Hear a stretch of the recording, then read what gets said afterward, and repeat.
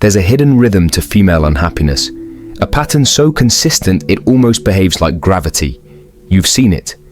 The sigh after a compliment, the complaint after effort, the quiet discontent that lingers even when everything looks fine. This isn't about blame or bitterness. It's about a psychological loop that turns comfort into restlessness and love into exhaustion. Because when you understand this mechanism, every argument, every eye roll, every nothing's wrong suddenly makes sense, and you stop trying to fix what was never yours to repair. Welcome to PsycheLure, where attraction, emotion, and psychology intertwine. Here, we don't moralize, we uncover. Let's trace the code behind chronic dissatisfaction and the quiet truth it hides, the core mechanism.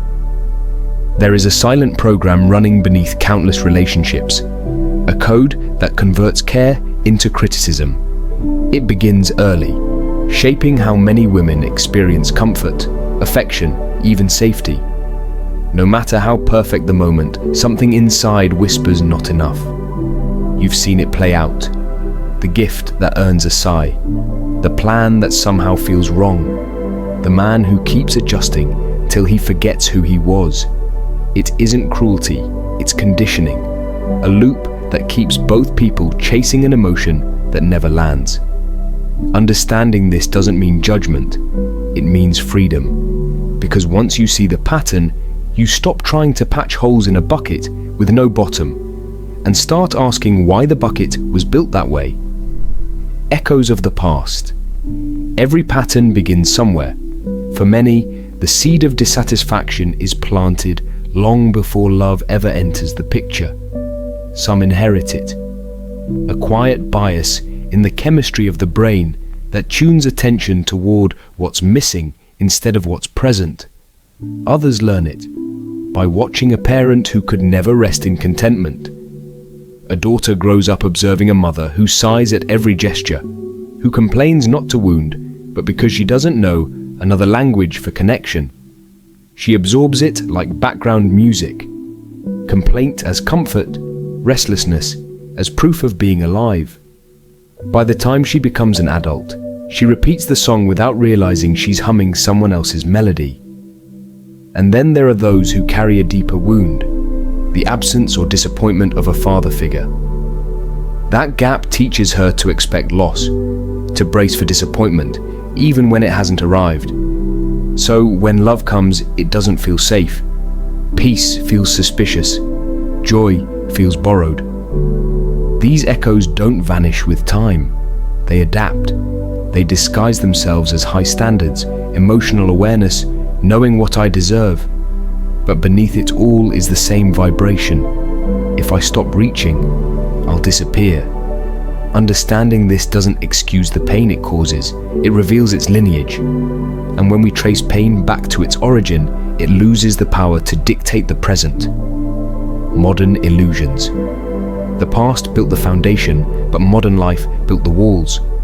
From childhood, many women are promised a story, a love that heals, a partner who completes, a life that glitters without cost. Fairy tales grow into films, films grow into feeds, endless scrolls of perfection. Then reality arrives. Bills, chores, small disappointments, the quiet rhythm of routine. The gap between fantasy and life becomes unbearable, and someone must be blamed. Most often, that someone is the person standing closest, the man who tries, yet can never measure up to a dream assembled from fragments of fiction. Social media deepens the illusion. It opens 1,000 windows into other people's highlight reels, and comparison seeps in like fog. A friend's vacation, a stranger's ring, a colleague's new home. Each image whispers that her own world is too small, too slow, too ordinary. What she doesn't see are the shadows beyond those frames, the debt, the loneliness, the pretending. Envy has become invisible architecture, shaping what feels like failure. And the more she compares, the more gratitude dissolves, replaced by quiet resentment that love, career, or self never feel like enough. But illusion isn't evil, it's seductive. It gives direction when meaning feels unclear. Yet, like a mirage, the closer she runs toward it, the faster it fades. And the exhaustion of that chase can disguise itself as unhappiness, when, in truth, it's disillusionment. Reflection begins here. What if the dissatisfaction she feels isn't failure at all, but awakening? The mind realizing the fantasy was never real. The mirror and the mask. Many learn early that being loved often means performing. They become who they think they need to be. Soft when they're strong, agreeable when they're angry, effortless when they're exhausted. At first, it works. The world applauds the version of them that never trembles. But performance has a price. Over time, the mask grows heavy. Behind it, resentment brews quietly, not toward others, but toward the self that must keep pretending. And the more one hides, the lonelier it feels to be seen. When love arrives, it lands on the mask, not the person beneath. She begins to wonder, does he love me, or the role I've played? That doubt corrodes intimacy. It turns tenderness into proof-seeking, affection into testing. The cycle deepens. She longs for safety, but creates conflict to feel alive. Wants connection, but builds walls to stay protected. Peace feels foreign. Chaos feels familiar. This isn't malice. It's memory. For those raised in unrest, stillness can sound like danger. And so, even in healthy love, unrest returns. Not as drama, but as gravity, pulling her back to the emotional climate she once called home. But the truth is quieter. Happiness requires authenticity, and authenticity demands risk. Until the mask falls, no one, not even she, can know what genuine peace feels like. The identity of unhappiness. There comes a point when unhappiness stops feeling like a mood and starts feeling like home. It becomes the language of belonging, the bond between friends, the safe topic that requires no vulnerability. To complain is to connect. To be content is to stand alone. In that atmosphere, misery transforms into identity. The story of what went wrong replaces the question of what could grow right. Attention, sympathy, validation, they all orbit pain, feeding it, polishing it, until it shines brighter than joy ever could. Even therapy meant to heal sometimes strengthens the loop. The more the language of wounds expands, the easier it becomes to justify staying broken. Each label offers comfort, but also a cage. And when self-awareness turns into self-absorption, growth halts. Responsibility feels like blame, gratitude feels naive, and happiness becomes suspicious. After all, who would she be without the story of her suffering? But this realization is not cruelty, it's release. Because once we see that unhappiness can disguise itself as identity, we stop feeding it.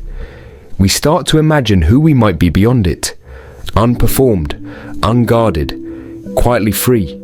The cost to love. When unhappiness becomes a constant companion, love turns into labor. The partner, often a good man, begins to believe his role is to rescue. He brings flowers, fixes problems, softens his words, yet the air never clears. Each effort briefly soothes, then reopens the same invisible wound. Over time, he starts walking on quiet eggshells, careful not to disturb the sadness he didn't cause. He loses his confidence first, then his joy, and finally the sense of himself that once made him desirable. Love becomes a maintenance project, not a connection. He doesn't see that he's fighting gravity, trying to fill a space that was empty long before he arrived. And she, trapped in her own cycle, feels guilty for not feeling more. Both slowly fade, not from a lack of love, but from the weight of unhealed expectations. The hardest truth is this: you cannot make another human being happy. You can offer warmth, honesty, presence, but the work of peace is always internal. Until she claims it for herself, every gesture remains a temporary rescue from a storm that keeps rebuilding. The quiet resolution. Peace doesn't arrive as triumph, it comes as understanding. The truth isn't cruel, It's clarifying. Her happiness was never his assignment, just as his approval was never meant to define her worth. When people carry unhappiness from childhood into love, they often confuse caretaking with devotion, guilt with empathy, effort with proof. But real connection doesn't thrive on repair. It grows in acceptance. Two whole people meeting, not two fragments seeking to fix each other. So, the question isn't how do I make her happy? It's, was she happy before she met me? Does she take responsibility for her moods, her gratitude, her growth? If not, no amount of affection can fill that space, because the work of healing always begins inside the one who hurts. This is not a story of blame. It's a story of awakening. Once you stop trying to fix what you didn't break, you reclaim your own calm. You stop confusing sacrifice with love, and you finally see that freedom in a relationship isn't found by saving another. It's found in choosing peace within yourself. Understanding this doesn't erase pain. It simply hands it back to its rightful owner. And in that return, in that quiet boundary, something miraculous begins. Room for real happiness, the kind that no one has to chase. The mirror of understanding.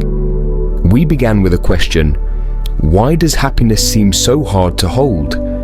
And we end not with an answer, but a mirror. The roots of discontent run deep, weaving through memory, culture, expectation, and the quiet fear of not being enough. But the moment we see the pattern clearly, the spell weakens. Understanding doesn't fix anyone. It frees everyone. It reminds us that peace can't be gifted, only chosen.